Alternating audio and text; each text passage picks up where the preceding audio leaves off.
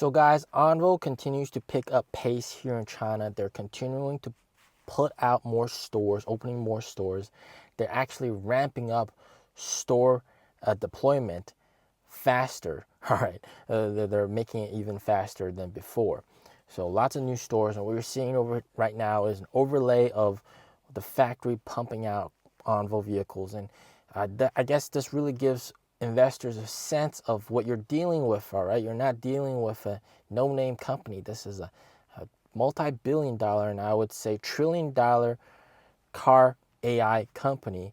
All right, with AI in all sorts of fields, and they're producing these cars with robots. They're very high tech, and they're pumping out lots and lots of cars. All right, you're not dealing with like some shell company or anything like that. So this is the real deal. All right.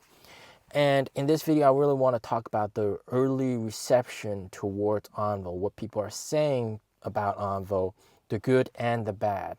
So let's start off with some of the good things. So the good thing, of course, people really love the price. All right, the price of the car is just so bang for the buck, especially at 149,000 RMB. This is like just so good. When you rent the battery, of course.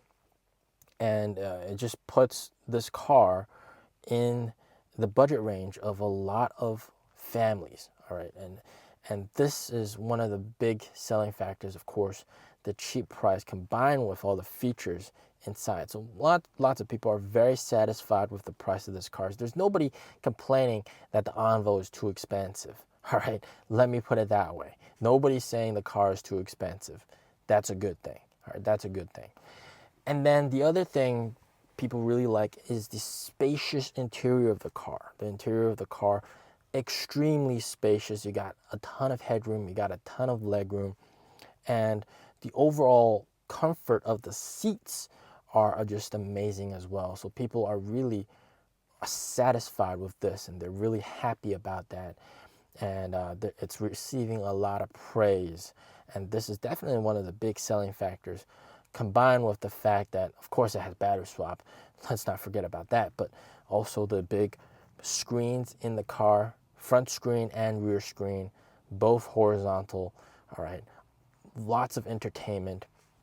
So people really like that as well. And of course, the fact that you have finally a Neo group car that has rear-wheel drive. So once again, go into the economical factor. Some people just want a nice rear-wheel drive car that gets the job done. And yeah, you got all that in a package. Now, what are people complaining about? All right, because this is very important to know both sides of the picture. All right, people are complaining about, number one, charging speed. Okay, for some reason, the charging speeds in Onvos don't seem to get up to where you kind of want it to be. Okay, so you wouldn't say it's blazing fast, you wouldn't say it's slow. Some people say it's slow, but it just doesn't seem to get up to the speed that other competitors are at. Okay, so there's some issues with this. And what's really interesting was some early Neo owners, like first-gen Neo owners with home chargers, they got the 7 kilowatt hour AC alternating current home charger. Somehow, for some reason, that doesn't even work with the Onvo vehicle. So some early Neo owners decided their second vehicle is going to be Onvo. They buy that, but it doesn't work with their home charger. They just said it. They just said straight up it doesn't work with that. All right, and it seems that the problem is the car doesn't really like older tech when it comes to like chargers. All right, not just home chargers, but also public chargers. Some older public chargers, you're not going to get like ideal speeds on charging. So this is a complaint. All right, this isn't like my fault. All right, people are just saying this, and this appears to be true. All right, lots of people are giving this feedback. So this is complaint number one. So definitely, at the end of the day, I wouldn't really care that much because I would be swapping most of the time. And of course, swapping 3 minutes versus charging. The advertised is 20 minutes to charge the full, but most people are spending like 40 plus minutes. So, we'll have to see. We'll have to do like a charging test video sometime. I'll have to borrow an Onvo from NIO and then test it out ourselves at some of the public chargers, at some of the, fast NIO chargers, and we'll have to see for ourselves to make sure that, what people are complaining about is legitimate. So that's complaint number one. Complaint number two is the suspension. All right, people are not so satisfied with the suspension, so to speak, because of the fact that it's using a MacPherson strut instead of the dual wishbone, which Tesla uses and a lot of other cars use. So a MacPherson strut, of course, gives NIO like smaller turning radius, and it's actually a different MacPherson strut than what we kind of know about. But the gist of it is that when it goes through turns, there's a lot more leaning to what people usually like. So more leaning, and then also when you go over speed bumps, the going into the speed bump is fine, but apparently going out of the speed bump, there's that excessive movement. So people seem to be not so satisfied with the with the suspension system. But it could just be a case of they're just finding problems to talk about. All right, and I think overall these two issues, whilst we can't ignore them, they're not like super big issues. They could potentially push people away from the car, but I'd say generally the pros outweigh the cons, and it's still a big winner in terms of that car, and people are still buying that car because of just how great of a car that is. You got everything in one package, okay? And they're continuing to sell that car. Sales are still doing very well.